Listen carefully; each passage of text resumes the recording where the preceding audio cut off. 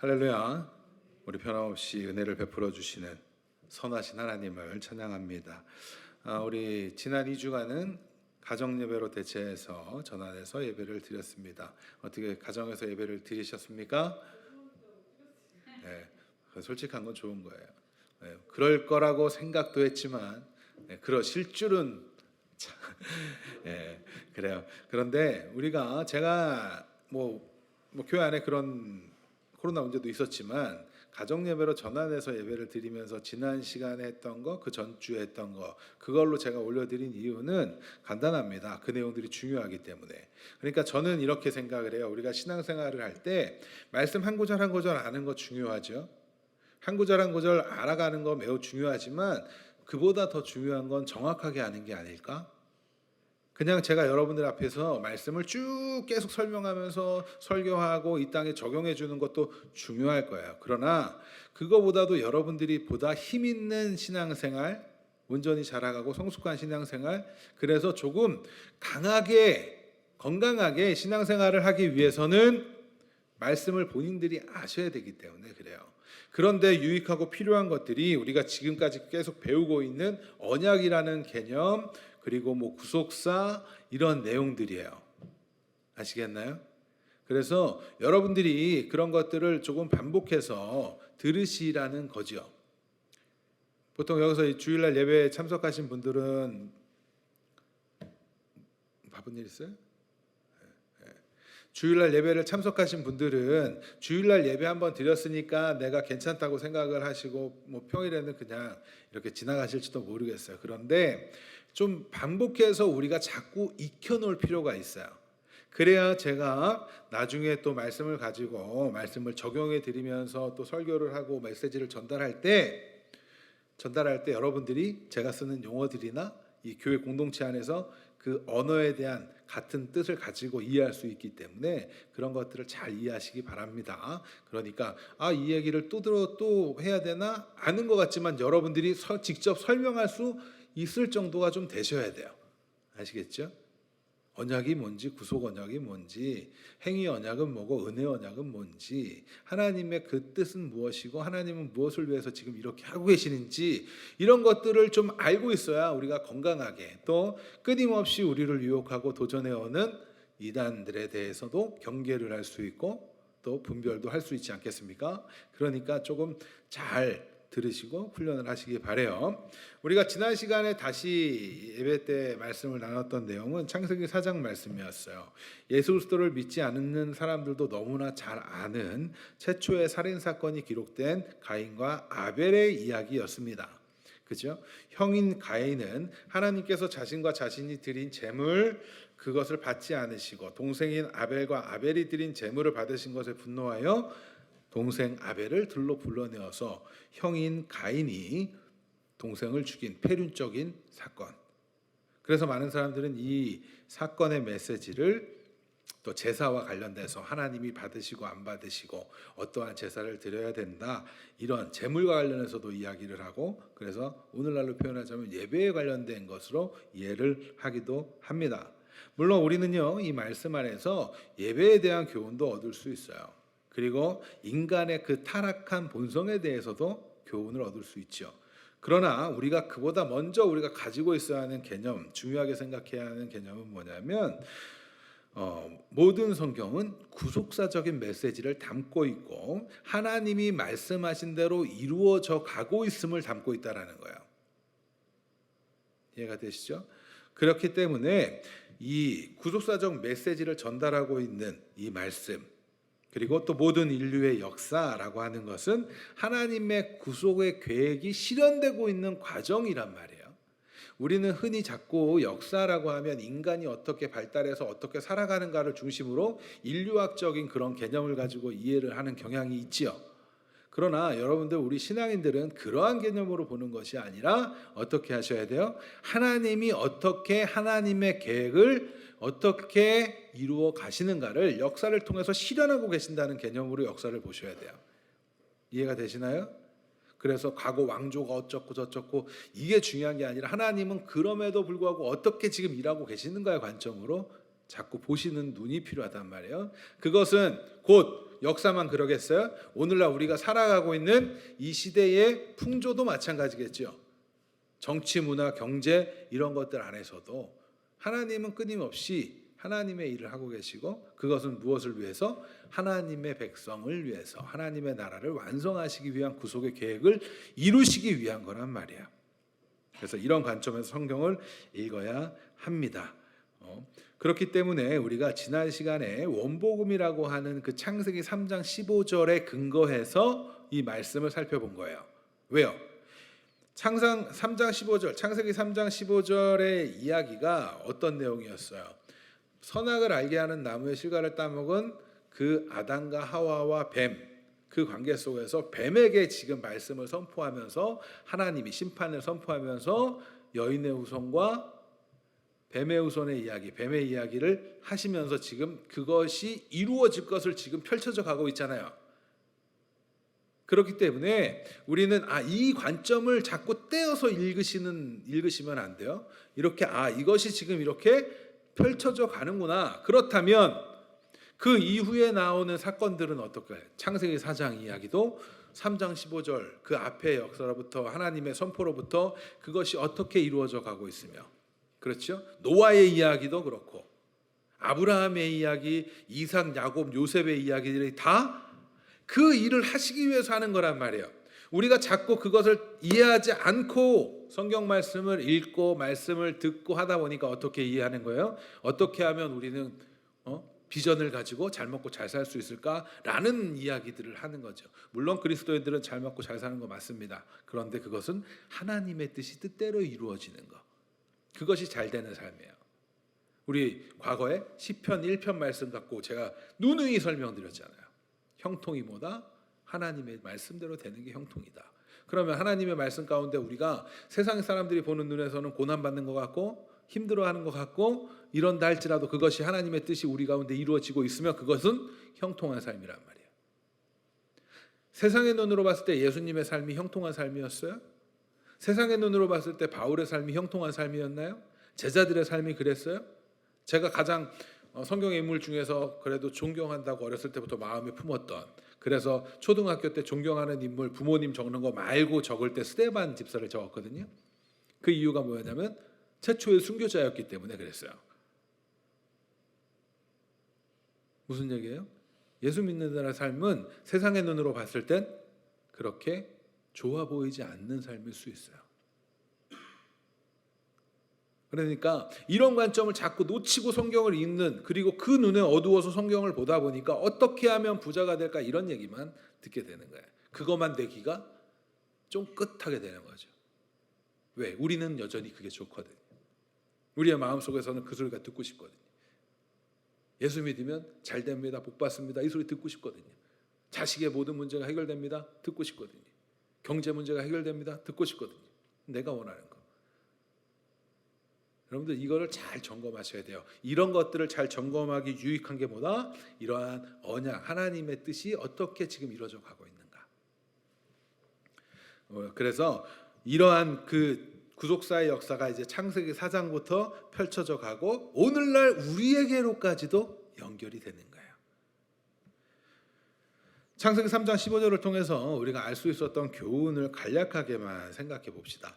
뱀과 여자, 뱀의 후손과 여자의 후손이라는 이 두 계보의 대립이 있죠.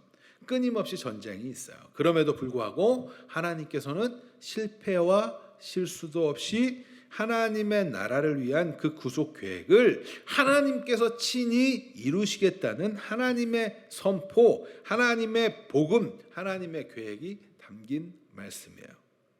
사단과 사단의 후손은 끊임없이 하나님의 계획을 방해하는 것처럼 행하겠죠. 결국 그리고 여인의 후손으로 오신 메시아 예수 그리스도를 통해서 온전히 이루실 구속의 계획을 간략하게 그 안에 함축하고 있다는 거예요. 그리고 4장부터는 그 여자의 후손으로 오실 예수님의 계보, 그 계보가 이렇게 펼쳐져 갑니다. 그러나 그 안에서도 그 뱀의 후손의 계보 안으로 있는 라멕이랄지, 그죠? 가인의 그 계보를 따라서 그런 것들이 등장을 하는 거예요. 그러면 이런 내용을 알고 있으면 제가 굳이 그 뒤에 람에게 막 그 족보 사장에 있는 그 족보들 막 이런 거 설명 안 해도 여러분들이 보시면 아 지금 이렇게 대립되면서 가고 있구나를 읽어낼 수 있겠죠. 그러니까 여러분들이 설교를 잘 들으셔야 되는 거예요. 자, 그렇게 이 관점에서 말씀을 읽으면 구속을 위한 열심, 신실하심을 발견하게 되고 비로소 오늘날 우리에게 믿음의 확신과 하나님에 대한 무한한 신뢰를 갖게 되는 거예요. 왜? 그 하나님이 오늘도 동일하신 하나님이고 그 하나님은 지금도 일하신 하나님이고 그 하나님이 우리를 부르신 하나님이시기 때문에 어떤 상황 속에서도 하나님을 기대하고 바라보게 됩니다. 그 위대하심 앞에 엎드려 경배하게 되고 그 크심을 찬양하는 건강한 신앙인으로 우리는 성장해 갈 수 있는 교훈을 그 안에서도 발견할 수 있는 겁니다. 그래서 오늘은 이제 인류 타락의 결과로부터 시작된 그 하나님의 구속의 역사가 어떻게 오늘날 우리에게 적용되었는지 어떻게 나타났는지를 좀 에베소서 말씀을 통해서 살펴보고자 합니다. 제가 가끔 창세기 말씀을 하다가 에베소서 말씀을 지금 하잖아요. 사실은 성경의 다른 것을 설명해도 되지만 그 모든 것이 유기적으로 연결되어 있고 같은 메시지가 이루어져 가고 있고 실현되어져 있고 이러기 때문에 그래서 그런 거예요. 여러분들이 단순히 몇 장 몇 절 강해주고 뭐 이런 내용만 기억하실 게 아니라 그 관을 배우시란 말이에요. 성경을 어떻게 읽고 우리가 대하는 건가. 여러분들은 모두가 다 앞으로 우리 교회 공동체 안에서는 말씀을 가르치실 분들이래요. 그렇죠? 다음 세대 또 우리가 복음을 전해야 되면 내가 알아야 전할 거 아니겠어요? 그렇죠? 그래서 우리가 지금까지 좀 배웠던 내용들을 머리에 떠올리시면서 그러다 보면 설교는 짧아지게 될 수 있습니다. 그 기대와 소망을 품으시고 자, 그럼 먼저 질문하도록 하겠습니다. 예수님을 믿는다라는 의미를 여러분들은 어떻게 정의하고 계십니까? 예수님을 믿는다. 예수님을 믿는다는 의미가 뭐예요? 하나님의 자녀다. 네. 또 그럼 구원받았다. 네, 좋아요. 또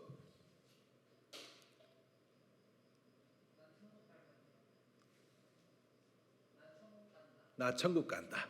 네. 믿는 사람들은 구원을 받고 하나님의 자녀가 되고 천국 가죠. 네, 맞는 표현일 거예요.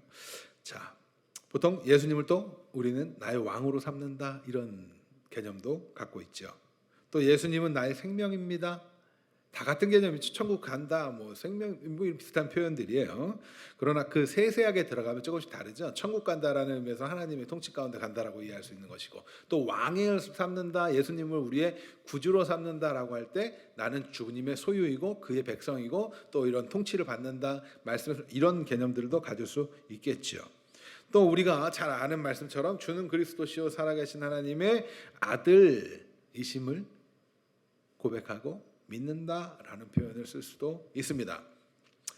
그렇게 우리는 예수님을 고백하면서 믿는다라고 생각을 해요. 그런데 생각해 보면 예수님을 믿는다는 표현이 조금은 추상적이라는 느낌 안 드세요? 그래서 예수님을 도대체 내가 믿는 것인지 아닌지 좀 이런 생각 들 때가 있지 않아요? 믿는다는 건 굉장히 이 믿음에 대한 개념이 정신적인 부분과 마음적인 그러한 부분 영역으로 생각하죠. 일반적으로 우리는 그렇게 많이 생각을 해요. 그래서 사실은 믿는다라는 말이 뭐냐고 물어볼 때 믿음이 뭐예요?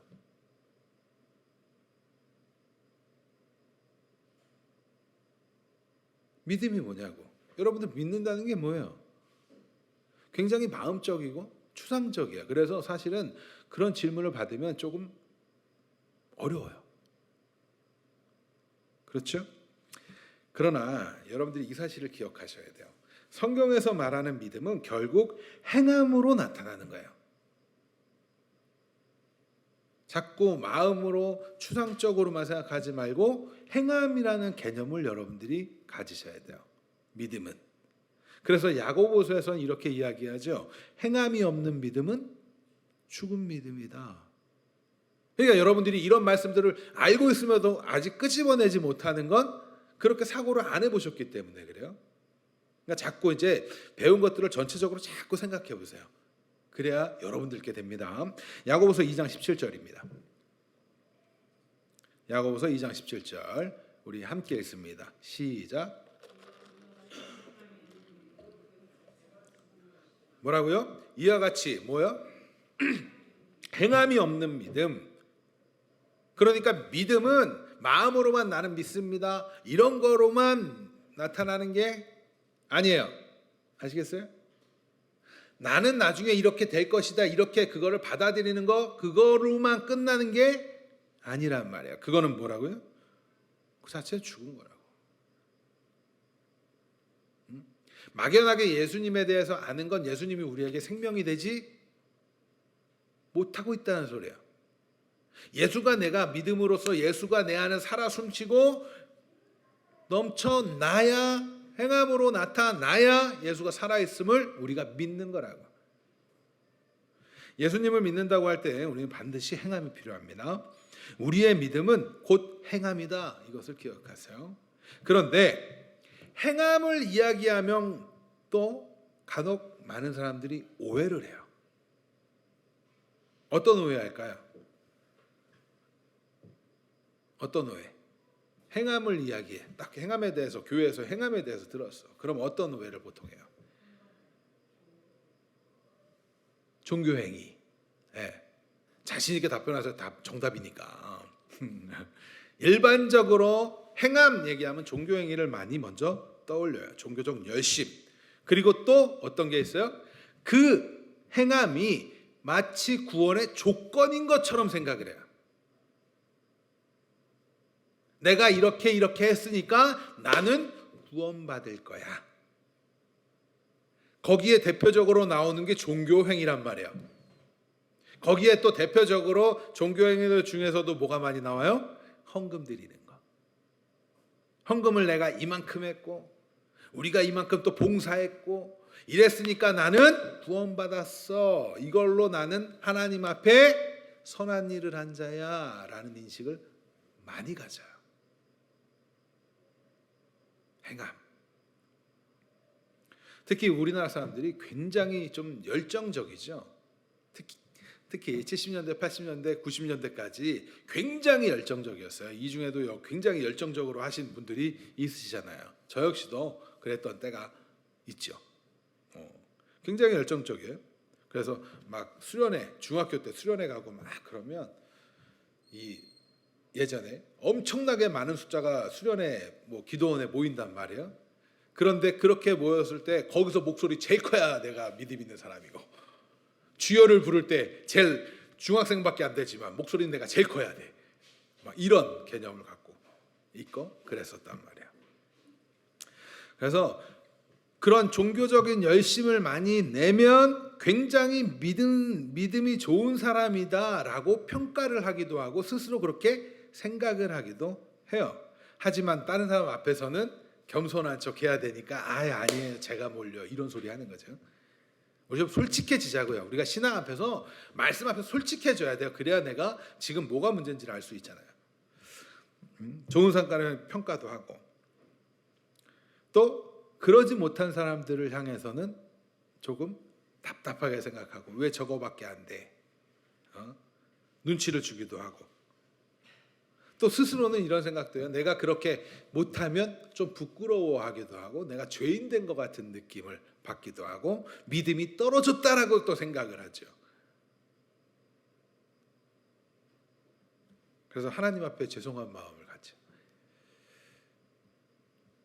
제가 왜 이런 이야기를 하는 걸까요? 우리에게 있어서 이 행함에 대한 개념에 대한 이해, 이 차이로 인해서 우리의 그 끝이 굉장히 다르기 때문에 그래요. 행함을 구원의 조건으로 생각하는 것과 구원을 받을 자의 믿음의 열매로 생각하는 차이가 너무나 크기 때문에 그래요. 어떻게 다를까요? 행함을 구원의 조건으로 생각한다. 그거와 행함은 믿음으로 인하여서 나타나는 믿음의 열매다라고 생각하는 차이가. 겉으로 보이는 모습은 조금 같을 수도 있겠죠. 그러나 굉장히 달라요. 어떻게요? 뱀의 후손의 모습과 여인의 후손의 모습으로.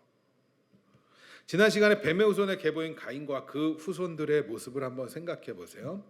가인은 하나님 앞에서 종교적인 열심을 했습니까? 안 했습니까? 했지요. 제사를 지내요. 열심히. 자신이 농사 지은 거 한번 생각해 봤어요. 농사가 힘들까? 가축을 기르는 게 힘들까? 둘 다 힘든데 개인의 수고와 열심으로 보면 그 당시에는 방목을 했을 거 아니에요? 풀어놓고 있으면 되는 거 아니에요? 한번 생각해 보자고요. 근데 농사는 어때요? 땀을 흘려야 되고 수고해야 되고 때 되면 심어야 될 거고 굉장히 열심히 하지 않았을까요? 더군다나 가인은 스스로가 하나님이 나를 이렇게 택했다는 생각도 아마 했을 거예요. 왜냐하면 여자가 제가 설명했죠. 그 하와가 내가 남자를 낳았다라는 그 표현 안에는 그런 의미가 있다고. 그러니까 당연히 자신은 열심히 했을 거예요. 굉장히 열심히 했을 거예요. 그리고 그것을 자신의 의로 여겼을 거예요. 하나님을 기쁘시게 하려는 그 시도를 가인은 자신의 의를 내세워서 행하는 거죠. 그것이 그에게는 구원의 조건처럼. 하지만 그가 하나님 앞에 인정받지 못하자 어떻게 돼요? 왜 인정받지 못하자 어떻게 분노해요? 그 분노하잖아요. 그래서 안색이 변하고. 왜 분노해요? 왜 인정받지 못하는데 분노할까요? 왜 억울해요? 그렇지. 그 얘기를 우리가 좀 전에 제가 표현한 표현대로 하면 뭐예요? 내가 의로운데 왜 나를 인정 안 하는 거야? 거기에 분노했다는 건 내가 당연히 마땅히 인정받아야 되는 거 아니야? 누가 옳다는 거야? 내가 옳다는 거야. 그렇기 때문에 이런 우리가 추측을 해볼 수 있는 거야. 이해를 할 수 있는 거야. 자기 행위가 옳은 거야. 그건 하나님한테 인정받아야 되는 일이고 하나님이 그걸 의롭다 해줘야 되는 일이야. 그런데 그런 결과가 아니니까 안색이 변하는 거야. 그 결과 무엇을 해요? 동생을 죽이죠. 자신의 의로움이 자신의 종교적 열심과 정성을 다해서 자신의 행위를 하나님 앞에 내어놓으면서 인정받지 못하자 그걸로 동생을 죽이는 거야. 동생을 죽인다고 생각해서 죽일 때는 어떤 생각을 해요? 여전히 누가 옳아? 내가 옳다는 거야. 그게 구원을 조건으로 삼는, 그것을 하나님이 인정해 준다라는 건 결국은 뭐야? 구원을 받는 거잖아요. 그 조건으로 삼는 자의 모습이 바로 그거란 말이에요. 자신의 의로움을 내세워서. 자, 동생을 죽인 가인에게 하나님이 묻습니다. 아우에 대해서. 그렇죠? 그랬더니 뭐라고 그래요? 모른다 그래요? 내가 아우를 지키는 자입니까? 그러지요. 창세기 4장 9절 말씀. 창세기 4장 9절 말씀. 같이 읽습니다. 시작.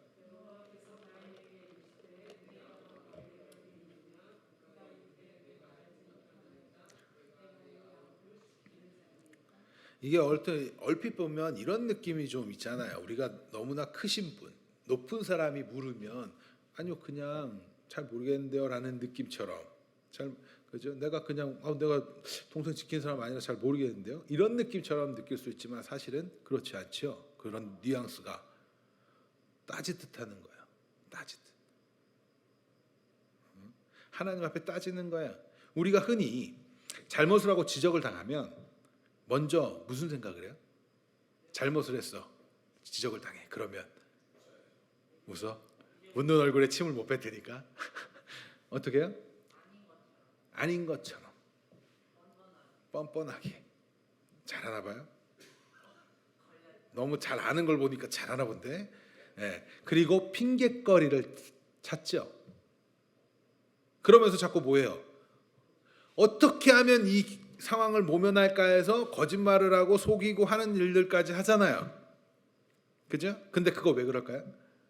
왜 그런 거짓말하고 속이고 핑곗거리를 찾을까요?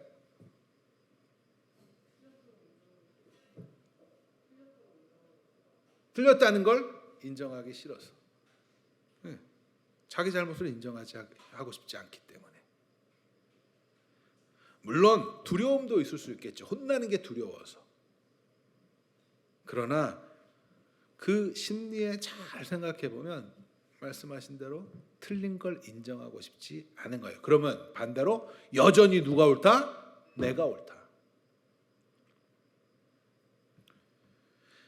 만약 가인이 자신의 실수로 동생을 죽인 거라면 그는 자신의 실수를 하나님 앞에 아뢰었을지도 몰라요. 그렇죠. 내가 이렇게 해가지고 했는데 이렇게 하다가 이렇게 잘못해가지고 이렇게 동생을 죽게 만들었어요라고 말할지도 몰라요. 하지만 가인은요 적극적으로 아벨을 들로 이끌어요. 들로 가자. 뭐 하려고? 그를 죽여내 나의 의로움을 증명하려고. 자신의 정욕에 따라 판단한 근거. 그 근거한 의로 동생을 죽이는 거예요. 이런 모습에서 우리는 인간의 본성 안에 잠재되어 있는 자신의 행위를 스스로 선하다, 의롭다라고 여기는 모습을 발견하게 됩니다. 그러나 자신의 정욕, 욕심에 따라 나타나는 그 의는 하나님 앞에서는 불의한 행동에 불과해요. 모든 인류가 내어놓는 그 행위는 하나님 앞에 불의한 행동에 불과해요. 불의한 상태의 인간이 스스로 내어놓는 어떤 걸로도 하나님을 기쁘시게 할 수 없어요. 히브리서 11장 6절 말씀 한번 같이 읽을까요? 같이 읽습니다. 시작.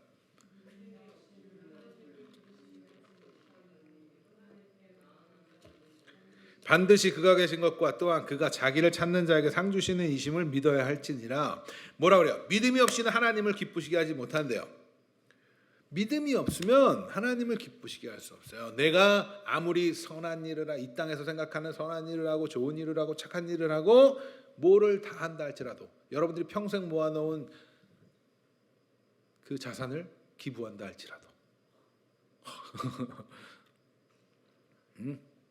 여러분들이 헌신에 막 이렇게 생활하면서 했던 선을 베풀고 행동을 했다 할지라도 그 안에 믿음의 영역이 없다면 그건 하나님을 기쁘시게 할 수 있는 것이 아니에요. 모두가 불의하다는 거예요. 뱀의 후손의 계보의 모습은 이렇게 자신의 정욕, 육체의 정욕, 육체의 욕심, 육체와 마음이 원하는 것대로 행하는 행위로 나타나는 거예요. 이러한 행위로 살아가는 이들을 가리켜서 오늘 본문에서는 뭐라고 얘기해요? 본질상 진노의 자녀라고 이야기해요. 1절부터 3절을 같이 읽겠습니다. 시작. 그는 허물과 죄로 죽었던 너희를 살리셨도다. 그때의 너희는 그 가운데서 행하여 이 세상 풍조를 따르고 공중의 권세 잡은 자를 따랐으니 곧 지금 불순종의 아들들 가운데서 역사하는 영이라. 전에는 우리도 다 그 가운데서 우리의 육체의 욕심을 따라 지내며 육체의 마음이 원하는 것을 하여 다른 이들과 같이 본질상 진노의 자녀이었더니 우리가 분명히 알아야 할 사실은 이 땅에 태어난 모든 인간은 본질상 진노의 자녀였던 자들입니다. 그렇게 성경이 말하고 있어요. 아무리 저 사람은 굉장히 착해 선해. 예수 안 믿는 사람들 보면은 그런 분들 많잖아요. 착하고 법 없이도 살고 막 이런 분들. 그러나 성경에서는 모든 사람을 가르쳐 뭐라고요? 본질상 진노의 자녀라고 이야기해요. 나는 크게 죄를 지은 것도 없고 법도 잘 지키는데 말도 잘 듣고 그러는데 왜 본질상 진노의 자녀라고 합니까? 라는 생각을 하시는 분들이 계실지도 몰라요. 그러나 과연 그렇습니까? 2절에서 뭐라 그래요? 2절. 이 세상 뭐를 따라요? 풍조를 따르고 공중의 권세 잡은 자, 곧 사단의 통치 가운데 하나님께 불순종한 상태에 있는 모든 사람을 가리쳐 본질상 진노의 자녀라고 하는 거예요. 우리를 포함한 모든 사람은요, 예수님의 통치가 무엇인지 사실 예수 믿기 전엔 몰랐잖아요. 맞아요? 그렇기 때문에 우리는 세상의 풍습을 쫓아서 살아온 자들이잖아요. 따라서 우리가 예수님을 믿는다고 정의할 때 예수님의 통치 가운데 거하는 것, 그 개념을 항상 포함해서 생각하는 것이 여러분들 중요합니다. 예수님을 믿는다는 건 뭐라고요? 하나님의 통치, 예수님의 통치 가운데 있는 거구나. 자, 믿는 거는 행함이 필요했어요. 그렇죠? 그죠? 그리고 그 믿음이 있어야 하나님을 기쁘시게 할 수 있어요. 그에게 하나님이 인정해 주는 거예요.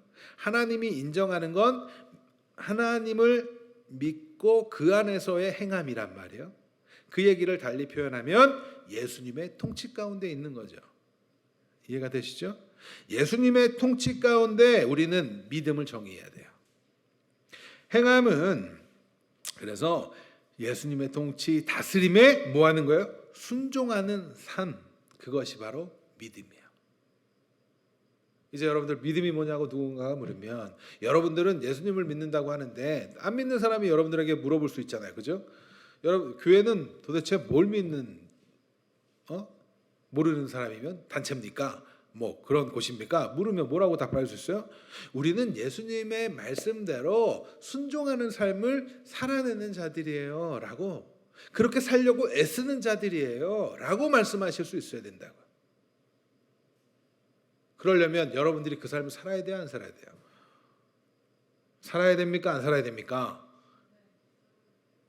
종교행위 많이 한다고, 제가 누누이 말하는데 종교행위 많이 한다고 그것이 여러분들의 하나님 앞에 행함으로 나타나는 게 아니에요. 그건 안 믿는 사람도 해요.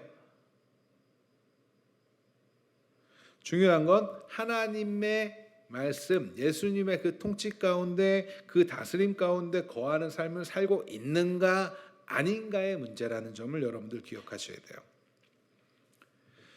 예수 그리스도의 통치 가운데 거하기 이전에 우리들의 모습을 한번 되돌아보겠습니다. 이 세대의 하나님과 무관하게 살아가는 삶, 그들처럼 그들의 가치관에 지배당해서 우리도 그렇게 살고 있지는 않았습니까?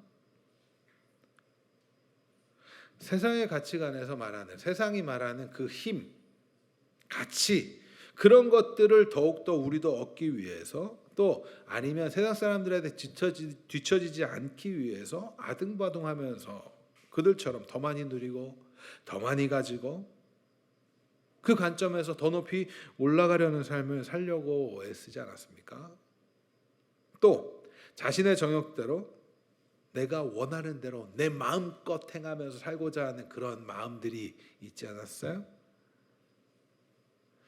우리가 나의 건강한 신앙생활을 하고 있는가 아닌가를 분별할 때 세상의 가치관에서 나는 그것이 좋은가 편한가를 따져보시면 알 수 있어요. 세상이 추구하는 가치관에 나도 거기에 막 같이 걸어가고 있으면서 나는 지금 잘하고 있어, 주일날 예배도 드렸고 헌금도 했고 뭐 기도도 빠지지 않고 했고 말씀도 읽었으니까 난 잘하고 있어 라고 생각한다면 여러분들 문제가 있는 거예요. 왜? 그리스도인은 하나님의 통치 가운데 있기 때문에 세상의 가치관과는 다른 가치관을 갖게 돼요. 다른 삶을 살게 돼요. 물론 보이는 모습은 비슷할 수 있어요. 그죠? 우리가 예수 믿는다고 해서 세상 일 안 합니까? 세상에서 일 안 해요? 게으르게 살아야 돼요? 아니요, 더 열심히 해야 돼요. 공부 더 열심히 해야 돼요. 일 더 열심히 해야 돼요. 그런데 그 안에 또 다름이 있어요. 우리의 이러한 모습, 우리가 이러한 모습 가운데 있는 건 공중의 권세 잡은 자의 통치 아래 살았던 우리의 실체를 보여주는 거예요. 그런데 정말 더 큰 문제, 우리가 예수 믿기 전의 모습은 그렇다 치지만 더 큰 문제는 뭘까요? 우리가 지금 믿는다고 하면서도 그 통치 아래 있으면 문제가 있는 거 아니겠어요? 그러니까 그걸로 점검할 수 있다는 거예요. 내가 지금 세상의 가치관에 다른 사람들 세상이 말하는 그거에 휩쓸려서 같이 그거에 따라가 쫓아가고 있는가? 아니면 거기서 돌이켜서 그리스도의 통치 가운데 있는가? 예수 그리스도를 주로 고백하면서 때때로 우리는 갈등을 해요. 그렇죠? 세상의 것도 좋고 그리고 천국도 가고 싶으니까 갈등을 해요. 그래서 보이는 모습이 뭘까요? 세상의 것을 얻어내려고 종교 행위들을 해서 그것을 우리의 행위로, 선한 행위로 삼으면서 예수님을 부르는 거죠. 쉽게 말하면 예수님을 이용하려고 하는 거예요. 예수 이름 불러서 그거 얻어내려고 하는 거예요. 우리들의 모습에서 그런 모습이 있어요? 그렇다면 지금 여러분들 빨리 회개하고 돌이키시기 바랍니다.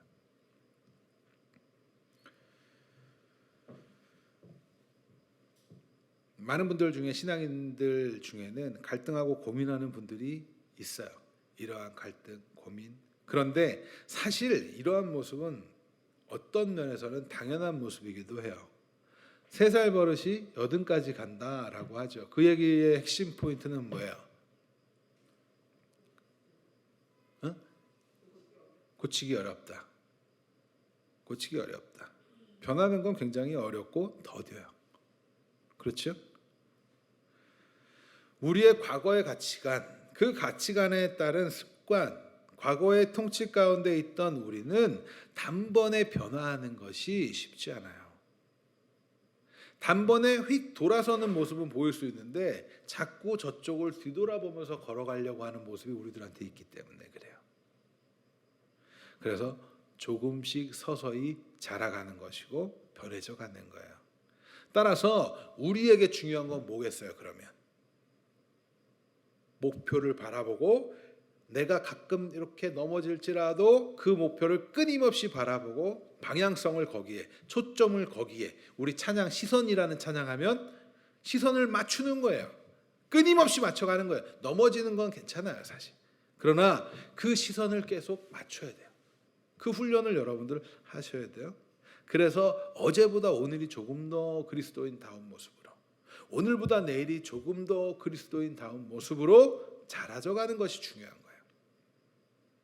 이런 변화가 있기 위해선, 방향을 올바로 하기 위해선 다시 한번 이제 우리가 정의해야 될 게 있어요. 그게 뭐냐면 허물과 죄에 대한 개념이에요. 1절 말씀에서 이야기하죠. 허물과 죄.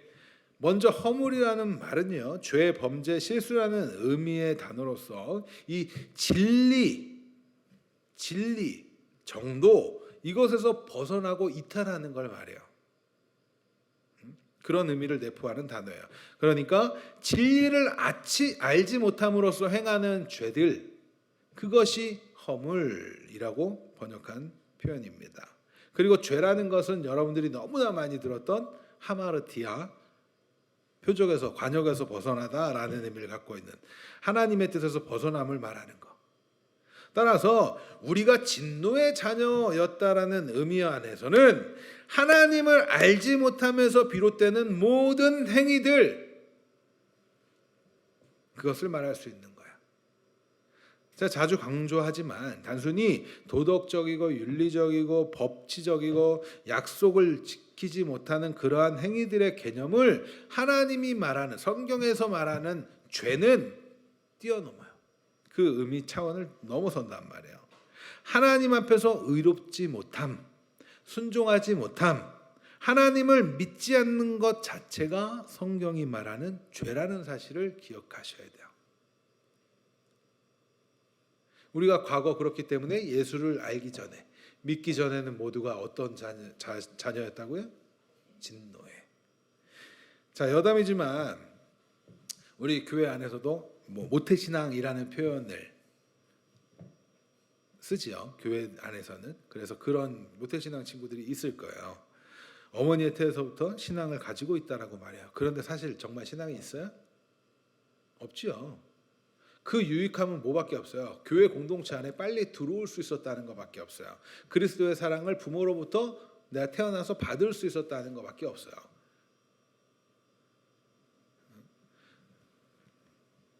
아무리 모태신앙이라고 하더라도 모든 인류는요, 진노의 자녀였어요. 우리가 예수 믿기 전에. 저 역시 마찬가지, 여러분들 마찬가지. 그래서 자신의 과거의 신앙 이력을 내세우면서 종교 행위를 내어놓는다고 할지라도 그것은 구원의 조건이 될 수 없습니다. 모두가 허물과 죄인 것뿐이에요. 1절을 다시 보시면 허물과 죄로 죽었던 너희라고 이야기하죠. 이 서신의 에베소서의 대상이 누구야? 에베소 교회 성도들이에요. 그들은 뭐한 자들이에요? 우리 1장 배웠잖아요. 그들에게 무슨 얘기했어요? 창세전에 너희를 택했다, 예정했다 막 이런 얘기하면서 너희는 하나님이 창세 전부터 택한 하나님의 백성이야 이 이야기 했는데 너네가 그러기 이전에 너희는 어떤 자들이었다? 진노의 자녀였다 얘기하는 거예요. 예수 그리스도를 주로 고백한 성도들이에요. 그런데 그들은 본질상 진노의 자녀였다. 이 죽음 거기 보면은 허물과 죄로 죽었던이라고 표현하잖아요. 그러면 과거형이죠. 죽었던. 그러면 이 죽음이 단순히 육신의 흙으로 돌아가는 것을 말하지 않아요. 그렇죠? 하나님을 알지 못하는 그 상태가 바로 죽었던 상태란 말이에요. 하나님의 뜻에서. 그래서 우리가 쉽게 이런 표현을 쓰는 거예요. 죄 가운데 있을 때 죄인이라는 그 예수 그리스도를 믿기 전에 우리는 죄인이고 그 죄인들은 죽었던 상태다 이런 표현들이 그래서 나오는 거예요. 하나님을 알지 못하는 것 존재하는 것 그거는 결국 뭐예요? 성경에서 말하는 생명 되신 예수 그리스도와 생명이신 하나님과 관계가 없기 때문에 단절되어 있기 때문에 단절된 이유는 뭐 때문에? 죄 때문에, 허물과 죄 때문에. 그렇기 때문에 그 상태를 뭐라고? 죽은 상태라고 말한다고요. 죽었던 너희. 그러니까 우리가 예수 믿기 전에는 그냥 스스로 물질이 존재하듯 존재하지만 모두가 뭐라고요? 죽은 자예요. 여러분들이 복음을 전하는 거, 그리스도인으로 살면서 예수 그리스도를 전하는 거는 뭘 전하는 거야? 그래서 생명을 전하는 거야. 그러니까 이러한 논리적인 관계를 다 여러분들이 좀 알고 있어야 힘이 있는 겁니다. 그렇기 때문에 생명을 전한다고 얘기하는 거야. 성경에서 말하는 진짜 복이 뭐예요? 진짜 생명 아니에요? 우리의 가장 가치가 있는 건 뭐예요? 생명 아니에요? 그런데 자꾸 물질을 내 생명으로 나의 또 다른 어떠한 세상이 마련해놓은 정의한 그 힘들을 내 생명으로 여기니까 그것 때문에 지금 진짜 생명을 모르는 거지. 여러분들 그거 잘 분별하셔야 됩니다. 돈이 여러분들에게 생명이에요? 여러분들이 갖고 있는 어떠한 재산, 부귀영화, 권력 이런 게 생명이에요? 그런데 아닌 것 같지만 사람들은 그것에 생명처럼 여겨요. 그래서 돈을 잃으면 자살하는 사람이 있는 거고 그래서 명예를 잃으면 자살하는 사람이 있는 거예요. 권력의 자리에 떨어내려오는 걸 못 견디는 거예요. 생명처럼 내가 죽고 말아, 이목 끊고 말아 이런 사람들이 있는 거예요. 정말 생명이 뭔지를 여러분들 아셔야 되죠. 그렇게 죽었던 상태에 있는 그들을 본질상 진노의 자녀였던 거야. 예수 믿기 전에 모든 사람은. 그래서 영적으로 죽었던 자들인 거야.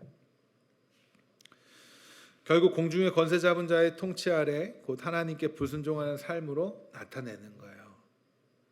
영적으로 죽은 자가 무슨 행실을 할 수 있을까요? 종교적인 행위를 열심히 할 수 있을까요? 그런다고 하나님이 받아줘요? 하나님 앞에 인정받아요? 죽은 자가 내어놓는 게 뭐겠어요? 내어놓을 수 있는 것 자체가 없지. 맞습니까? 죽으면 아무것도 할 수 없는 거 보이잖아요.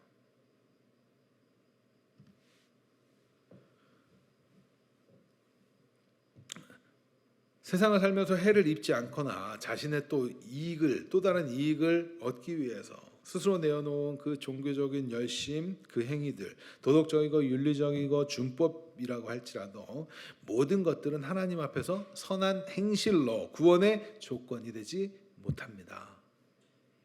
다시 말해서 그러한 행위들의 믿음의 기준이 될 수는 없는 거예요. 그러니까 여러분들 믿음이 뭐라고 생각하세요? 그 믿기 때문에 그러면 뭐 믿는 거는 뭔가요? 막 이런 얘기할 때 종교행위나 이런 것들을 내가 교회 열심히 가니까 난 믿는 사람이에요. 이런 소리 하면 돼요, 안 돼요? 안 돼요. 그게 누가 표현했던 말들이에요, 사실. 성경에서. 나 기도도 많이 하고요. 헌금도 많이 하고요. 금식도 하고요. 그 얘기랑 같은 얘기 아니에요? 같은 얘기란 말이에요. 근데 그거 보고 뭐라고 했다고 예수님이. 기억하시죠? 그런 거란 말이에요. 그런 거. 그러니까 여러분들 그걸 믿음의 나의 의로운 행위로 내어놓는 건 가인이 자신의 의를 내어놓는 거랑 같은 거라고요. 뱀의 후손의 특징은요, 영적으로 죽었으나 자신들이 이 땅에 살면서 마치 살아있는 존재인 양 자신들의 정욕대로 살면서 자신들의 의를 드러내는 행위를 자꾸 내어놓는 거예요.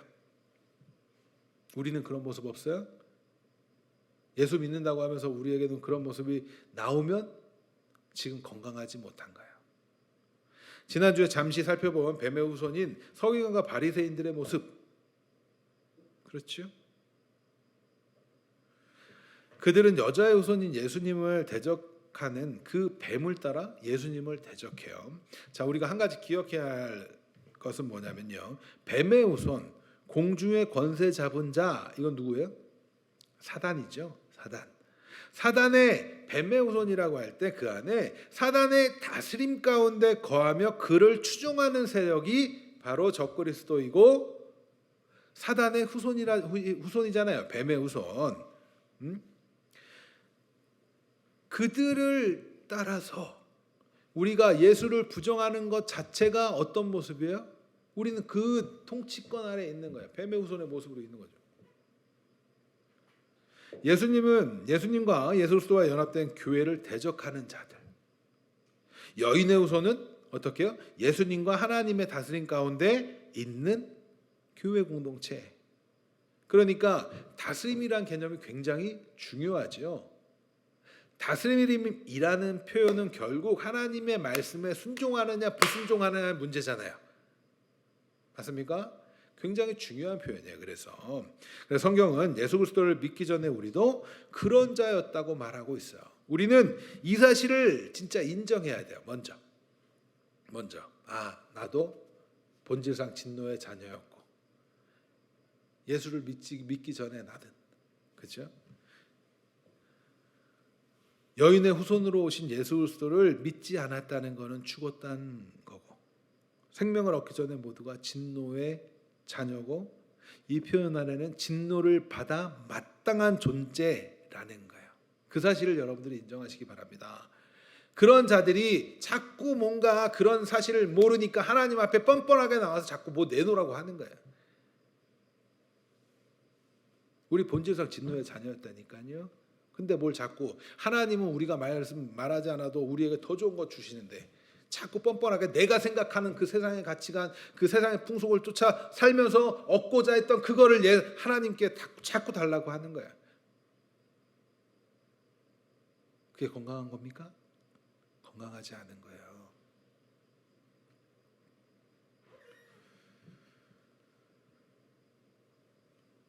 우리는 먼저 우리가 진노받아 마땅한 자들이었다는 사실을 인정해야 비로소 온전한 믿음, 하나님께서 기뻐하시는 구원의 열매로 나타나는 그 행함으로 한 걸음 한 걸음 더욱더 성장해 갈 수 있게 되는 거예요. 자, 그렇다면 어떻게 본질상 진노를 받아 마땅한 자들이었던 우리가 이제 살아날 수 있게 되었습니까? 어떻게 살아날 수 있게 됐어요?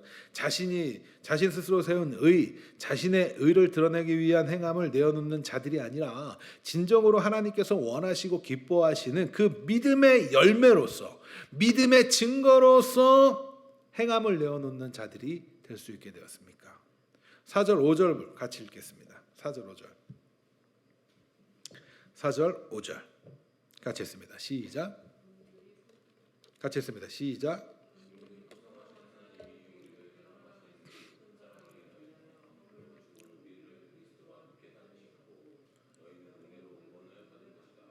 아주 명확하죠.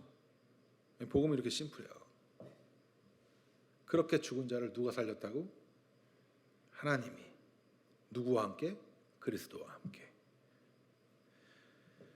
국률에 풍성하신 하나님께서 우리를 사랑하셔서 그리스도와 함께 살리셨다라고 말해요. 이 국률이라는 의미가 조금 어렵죠. 일반적으로 세상에서 잘 안 쓰잖아요. 국률이 뭡니까? 불쌍히 여김. 네. 자비, 불쌍히 여김, 동정이라는 의미를 가지고 있지만 사실 이 표현 안에는 어떤 게 담겨 있는 거냐면 하나님께서 언약을 충실히 지켜 행하시면서 사랑을 베푸시기 위하여 불쌍히 여기시는 거예요. 이해가 돼요? 신실하심도 뭐였어요? 언약을 지켜 행하시는 거죠. 그러니까 이 표현은 사랑이신 하나님께서 그 사랑으로 구원을 약속하시죠. 하나님은 사랑이세요. 그래서 우리가 아까 전에 성시교독을 요한 서신을 읽은 거예요. 자, 약속을 지켜 행하심으로써 다시 사랑을 내어 보이세요.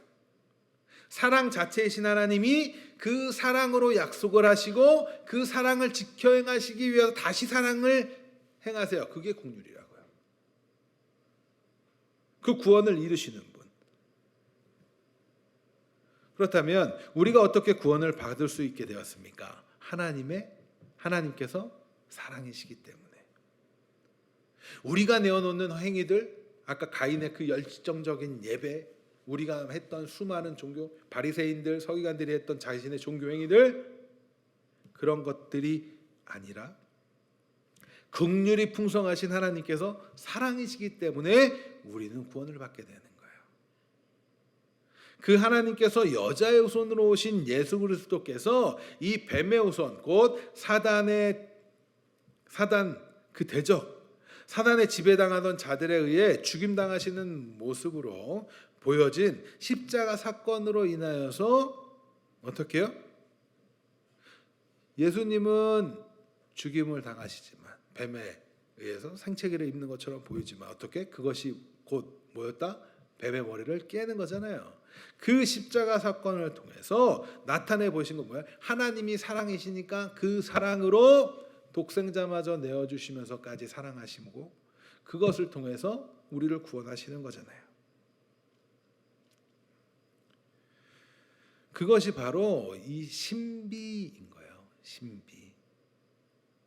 그런데 예수님이 그냥 죽기만 하세요? 그렇지 않죠. 하나님이 예수님을 살리신단 말이에요. 그런데 예수님이 살아나니까 그 안에 누가 딸려져 나와요? 우리가 함께 일어나는 거예요.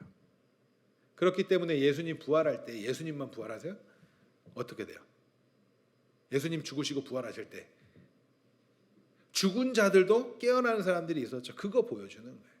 아, 예수님이 죽으시고 그 부활하실 때 진짜 부활하는 자들이 있구나. 그러면 우리가 예수를 믿게 되는 것은 어떻게 해요? 우리도 부활하게 되는 것이고 영적으로는 이미 부활한 거란 말이에요. 왜? 우리는 죽었던 너희를 살리셨으니까. 죽었다가 우리는 살았잖아요. 그러니까 예수를 믿는 건 이미 부활했다는 거예요. 우리가 죄로부터 죽었던, 영적으로 이미 죄로부터 죽어있던 상태에서 이제 부활한 거예요. 그리고 여러분들은 어떤 삶을 살아야 돼요? 부활한 자의 삶을 살아야 되는 거예요. 이런 데서 표현 나오는 게 부활의 신앙 이런 얘기들 하는 건가요? 그냥 말로만 부활절에 계란 나눠주면서 부활의 신앙 이 얘기 하지 마시고 예수님 부활하셨어요 해서 끝나는 게 아니에요. 예수님이 부활하시면서 우리 같이 부활한 거란 말이에요. 그러면 과거의 모습대로 살면 돼요? 세상의 풍속 쫓아 살면 돼요? 부활한 자로서의 삶을 살아야죠. 그런데 여전히 세상 풍속 쫓고 있는 건 믿음이 있는 거예요, 없는 거예요?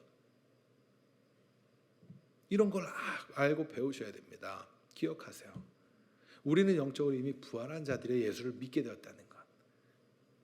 우리가 지금까지 배웠던 창세기적 표현으로 보면 그것을 뭐라고요? 새 창조가 일어난 거죠.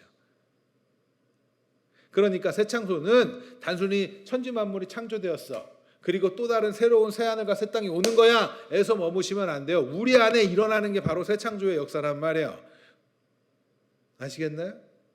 여러분들이 예수 그리스도를 영접함으로 말미암아 새로운 피조물이 되지 않습니까?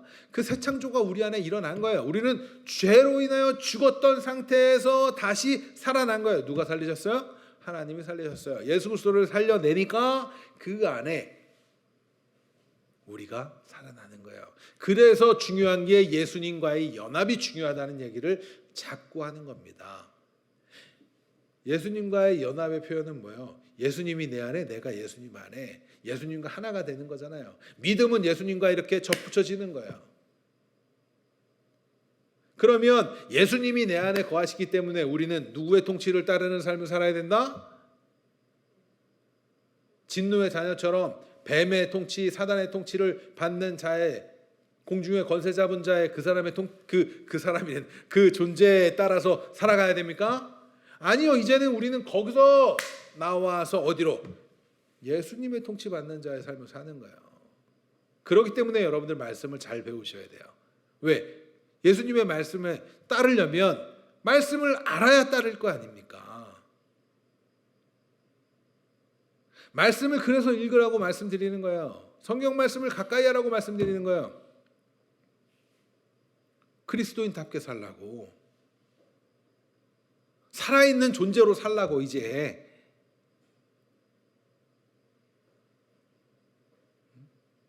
살아있는 존재로 살아야 될 거 아니에요. 왜 죽은 존재로 계속 그렇게 있으면 되겠습니까? 그렇기 때문에 이 안에 우리의 노력이 있어요? 우리의 열심이 있어요? 없어요. 우리가 내어놓는 것, 과거 우리가 내어놓았던 모든 것들은 하나님 앞에 불의한 것들이라니까요. 그래서 우리가 구원을 받는 건 뭐다? 오직 은혜로 구원받는 거예요. 예수님께서는 창세전에 택하신 이들과 연합, 한 몸이 되었기 때문에 그것을 상징적으로 보여주는 게 뭐예요? 세례잖아요. 그래서 제가 과거 세례 설교할 때 연합 그 설명을 했던 거예요. 예수님께서 부활하시자 그 안에 우리는 어떻게 살아나는 거예요?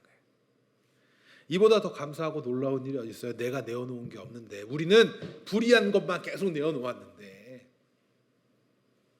죄와 허물로 죽었던 우리를 그리스도께서 십자가에서 죽임당하시고 부활하심으로써 예수 안에서 다시 살게 하시는 거예요.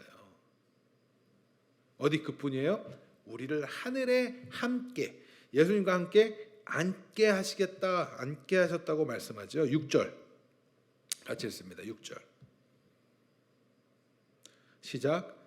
또 함께 일으키사 그리스도 예수 안에서 함께 하늘에 앉히시니 우리가 하나님의 국률하신 사랑을 받기 전에는 세상을 쫓던 자들, 진노받아 마땅한 자들이었을 뿐입니다. 맞죠? 허물과 죄로 죽었던 아무것도 아닌 존재였어요. 그저 내어놓는 것이라고는 아무리 좋아 보이고 멋져 보이고 잘하는 것처럼 보여도 그것은 허물과 죄였단 말이에요. 그러나 그런 우리를 하나님이 사랑이시기 때문에 사랑하셨고 긍휼하심으로 우리를 살리셨어요. 예수 그리스도 안에서, 예수 안에서, 그리고 함께 하늘에 앉히셨어요. 예수님께서 십자가에서 죽으시고 부활하셨을 때 우리는 부활한 자들임을 믿고 이제 하늘에 우리의 시민권이 있다라는 인식을 여러분들이 가지셔야 돼요. 여러분들 부활했죠? 예수 부활함을 믿으십니까? 예수님 부활하심으로 우리 부활했다는 사실을 믿으세요? 그렇다고 하면 여러분들은 이제 어디에 시민권이 있는 자들이에요? 하늘에 있는 자, 여러분들의 자리가 하늘에 있는 자들이란 말이에요. 빌립보서 3장 20절 말씀입니다.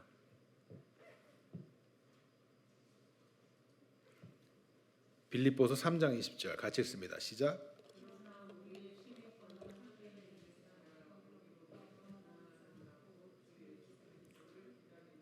아멘. 여러분들 우리의 시민권 어디 있다고요?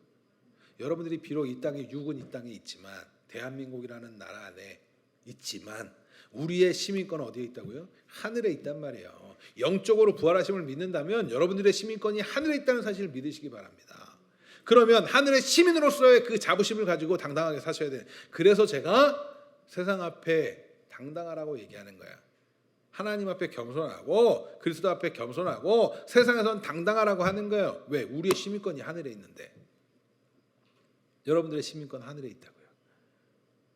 그러면 우리의 시민권이 하늘에 있다면 우리는 어디의 통치에 따라야 됩니까? 하늘의 통치 받아야죠. 우리가 이 땅을 살아가고 있지만 우리는 하늘의 통치를 받는 자들이에요.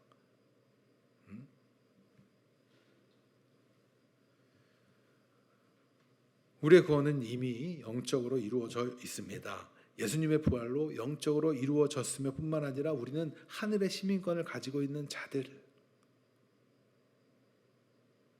그러한 자들은 이제 하나님의 통치 가운데 있는 자들이기 때문에 하나님의 백성으로서의 삶을 살아내는 것, 그게 우리가 내어놓는 행함인 거예요. 하나님의 백성답게 사는 삶, 그게 바로 믿음인 거예요. 여러분들 믿음이 있습니까? 믿으세요? 그런 사실이 있는 것을 내가 받아들입니다 정도로 믿음을 이해하시지 말라니까. 믿으세요? 그렇다면 행하셔야 돼요. 왜? 나는 이제 하늘의 시민권 가진 자니까 하늘의 시민권을 가진 자로서의 삶을 살아가야 한단 말이에요. 진정한 성도는 믿음의 행함을 우리 자신의 구원의 조건으로 삼아서도 안 되고 자신의 의를 드러내고자 하는 행함으로 인식해서도 안 돼요. 또 자신의 종교적 열심을 자신의 신앙의 근거로 삼아서도 안 됩니다. 왜요? 그것을 위해서 하나님께서 우리를 구원하신 것이 아니기 때문에. 그렇다면 하나님께서 우리를 왜 구원하셨는지를 알면 이것이 더욱더 명확하게 이해가 되겠죠. 하나님께서는 어떠한 뜻을 가지고 우리를 진노의 자녀에서 하나님의 자녀로 삼으신 것일까요? 다시 말해서 이를 우리의 표현으로 적용하자면 성도는 어떤 삶을 사는 자들이어야 돼요? 왜? 하나님의 계획이 있는데 그 계획대로 우리를 구원하셨으니까 우리는 우리의 입장에서는 하나님이 우리가 어떻게 살아야 하는가를 고민해야 된단 말이에요. 7절 말씀 같이 읽겠습니다. 7절 시작. 크게 시작.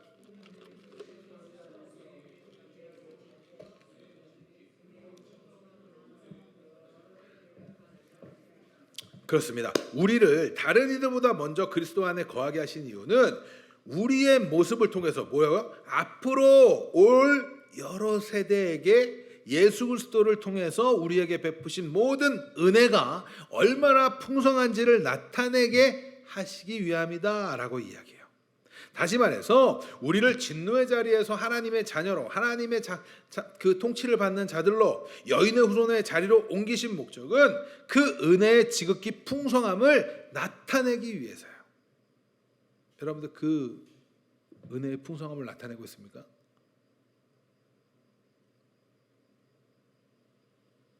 지금까지는 이제 몰랐으니까 이제부터는 알았으니까 알고는 있었으니까 찔림은 있었으니까 그래요. 그 풍성함을 나타내려 하심이다라고 이야기해요. 우리는 믿음으로 구원을 받습니다. 우리의 어떠한 열심이 아니라 우리가 내어놓는 어떠한 의가 아니라 오직 믿음으로 구원을 받습니다. 그런데 그 믿음은 우리 스스로부터 생겨난 것이 아니고 우리가 만들어낼 수 있는 것도 아니죠. 우리가 내어놓는 의의 표현이 아니죠. 우리의 믿음은 우리의 구원받음은 하나님의 은혜의 선물이라고 성경은 이야기해요. 8절 9절 같이 읽습니다. 시작. 너희는 그 은혜에 의하여 믿음으로 말미암아 구원을 받았으니 이것은 너희에게서 난 것이 아니요 하나님의 선물이라. 9절 읽으세요. 시작.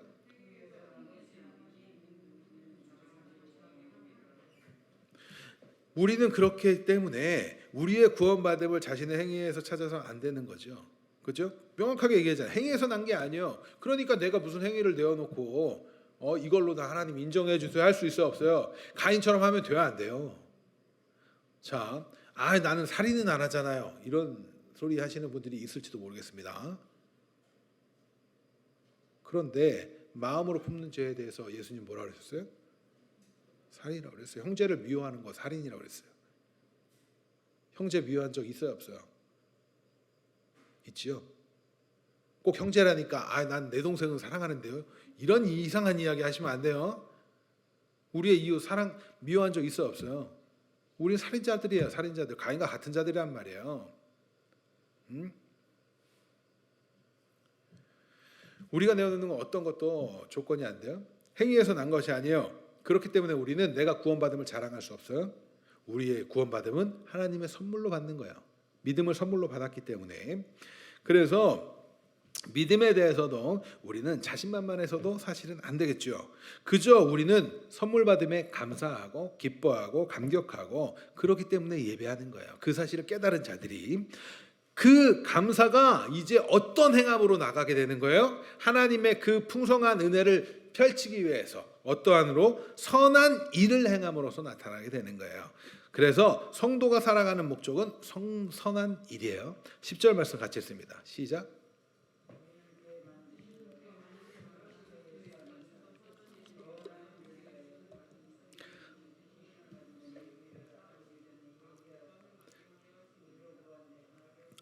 몇 분 안 계시는데 이렇게 박자가 다 안 맞아서야 아멘을 다 따로따로 하실 건가요? 같이 한번 같이 맞춰서 읽으세요. 시작. 우리는 그가 만드신 바라 그리스도 예수 안에서 선한 일을 위하여 지으심을 받은 자니 이 일은 하나님이 전에 예비하사 우리로 그 가운데서 행하게 하려 하심이라. 행위에서 난 게 아니에요. 우리가 받은 건 은혜로 받았어요. 그러니까 너희는 뭐 하라고, 어떻게 하라고, 선한 일 행해야 된다라는 얘기하는 거예요. 그 얘기는 결론적으로 뭐예요? 믿음은 선물로 받았어. 그리고 이제 믿는 자들은 행해야 돼. 무엇을? 선한 일을 행할 수 있는 존재로 우리는 거듭났기 때문에 우리에게 그 요구를 하시는 거야. 다시 정리하면 하나님의 통치 가운데 있는 자들은 누구의 통치를 받아요? 하나님의 통치를 받아요. 하나님의 백성으로서의 삶을 살아내야 돼요. 왜? 우리는 하늘의 시민권 가진 자니까. 하나님은 그 일을 통해서 무엇을 하고 싶어요? 풍성하신 은혜를 다음 오는 여러 세대가 알길 원하세요. 그러니까 우리를 통해서 하나님이 일하시는 거 맞아요? 안 맞아요? 맞아요. 여러분들을 행함을 통해서 그리스도의 복음이 선포되는 것이고 하나님의 나라가 확장되는 것이고 그러한 직무를 가진 자들이 성도인 거예요. 그런데 매일 나만 배불려 주세요. 나만 뭐 해주세요. 이것만 하고 있을 겁니까? 달라져야죠. 변화해야죠. 성도가 살아가는 목적은요, 선한 일이에요. 선한 일. 우리 예수 그리스도 안에서 선한 일을 위하여 새로운 피조물로 하나님이 우리를 거듭나게 하시는 거야. 그것을 위해서 우리를 부르셨고 창세전에 택하신 거야. 믿음의 행위는요, 예수님의 통치 가운데 거하는 삶을 살아가는 것, 그리고 그것이 바로 선한 일이에요. 그렇다면 예수 안에서 선한 일을 행하는 자들은 어떤 행함으로 이제 더욱더 드러날까요? 서신서는 여러분들 구조를 잘 보면 어떤 식으로 표현되어 있어요?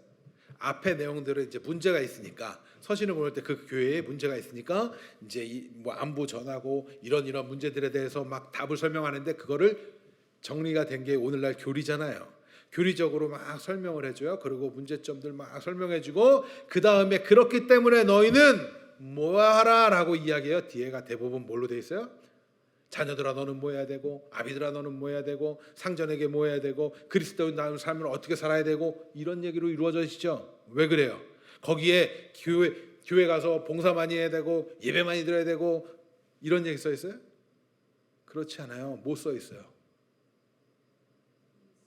그리스도인답게 너네들 사랑하며 살라는 거예요. 정리하면 선한 일은 결국 뭐예요? 변화를 받았기 때문에 이제는 내가 내어놓는 그것이 아니라 그리스도가 내 안에 거하시고 내가 그리스도 안에 거하기 때문에 그 통치에 따라서 어떻게 해요? 그리스도의 마음으로 이 세상의 삶을 살아라. 그것은 세상 사람들하고 다르다. 그렇기 때문에 어떤 얘기도 있어?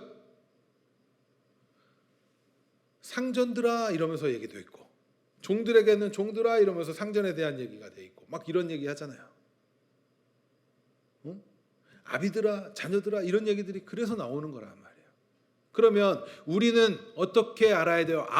우리의 삶의 현장에서 그리스도인다운 삶을 사는 것은 내가 정리하면 뭐 하라는 거야? 사랑하라는 거구나. 이전과는 다른 삶을 살라는 거야. 그것을 통해서 다음 세대에게 그리스도를 통해서 베풀어 주신 그 은혜를 나타내 보라는 거예요. 이제는 할 수 있다는 거예요. 왜? 과거에는 우리는 죽었던 자들이었으나 이제 살아났을까? 새 창조 입은 자들이니까 그럴 수 있는 죄 씻음을 받았기 때문에 이제는 우리는 그럴 가능성이 있단 말이에요. 할 수 있단 말이에요. 이런 점에서 여러분들 할 수 있습니다. 외쳐야 되는 거예요. 해봅시다. 외쳐야 되는 거예요. 그냥 단순히 교회의 부를 위해서 교회가 커지기 위해서 우리 전도합시다. 할 수 있다. 하면 된다. 하자 이런 얘기하는 게 아니라 이런 면에서 그리스도인답게 이제는 변화된 피조물로서 새로운 피조물로서 새 창조된 자로서 우리가 살아볼 수 있습니다. 살아보겠습니다. 결단하고 해보는 거예요.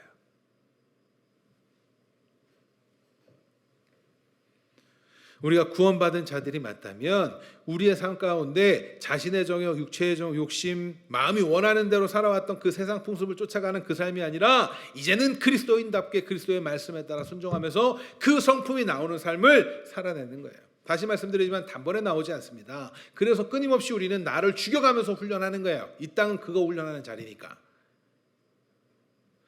매일매일 우리의 방향성, 초점을 맞추세요. 회개라고 하는 것은 여러분들 한 번에 탁 이제 방향을 전환하잖아요. 매일매일 우리가 다시금 기도하면서 하는 거, 끊임없이 하는 건 뭐예요? 다시금 그 길로 초점을 맞추는 훈련을 하는 거예요. 우리가 믿음을 선물로 받고 예수 그리스도를 믿는다는 것은 우리 안에 누가 거하신다고? 예수가 거하시고, 그것을 성경에서는 이렇게 또 표현하잖아요. 성령께서 이제 우리를 거하시는 처소로 삼는다라고 이야기해요. 22절 말씀이에요. 22절 같이 읽습니다. 시작.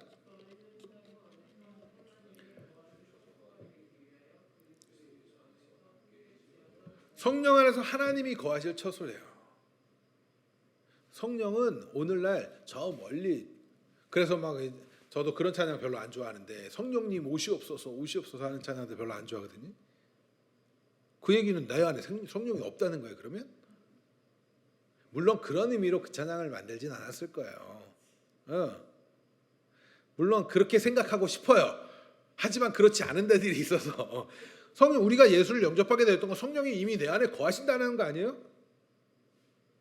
우리는 그렇게 더욱더 견고하게 자라져 가는 거예요. 이제 그래서 성령의 충만함을 구하는 거예요. 우리는 아시겠나요? 이제 성령의 충만함이 거하면 우리에게는 뭐가 나타날까요? 성령의 열매가 나타나겠죠. 그리스도의 믿음은, 행함은 성령의 열매가 나타나는 거예요. 그래서 우리 과거에 성령의 열매로 제가 했었죠.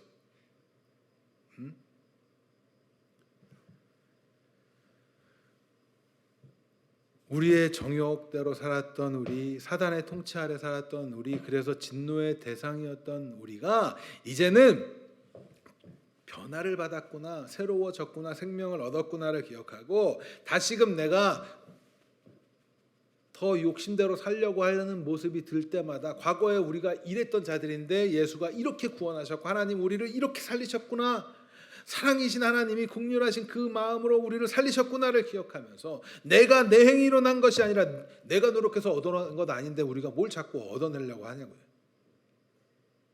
우리는 뭐 하면 된다? 감사하고 그의 통치 안에 하나님의 통치 아래 거할 때 갈등이 없어요. 여러분들 자꾸 내 생각과 세상을 풍습을 쫓고자 하는 그 사단의 통치, 공중의 권세 잡은 자의 통치와 하나님의 통치를 내가 자꾸 양발을 곁다리를 걸쳐놓고 있으니까 갈등이 있는 거예요. 하나님의 통치 가운데 내가 자꾸 맞추려고 해가면 갈등이 없어져요. 마음이 편안해져요. 왜? 내 인생 누가 책임지니까? 하나님 책임지실 거니까. 우리의 그 끝은 우리 알잖아요.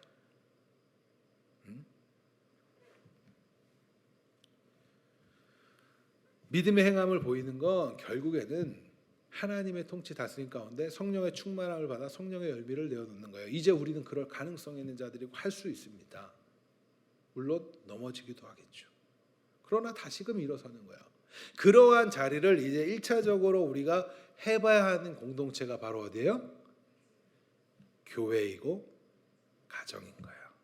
교회는 여러분들 믿음의 가정의 공동체예요.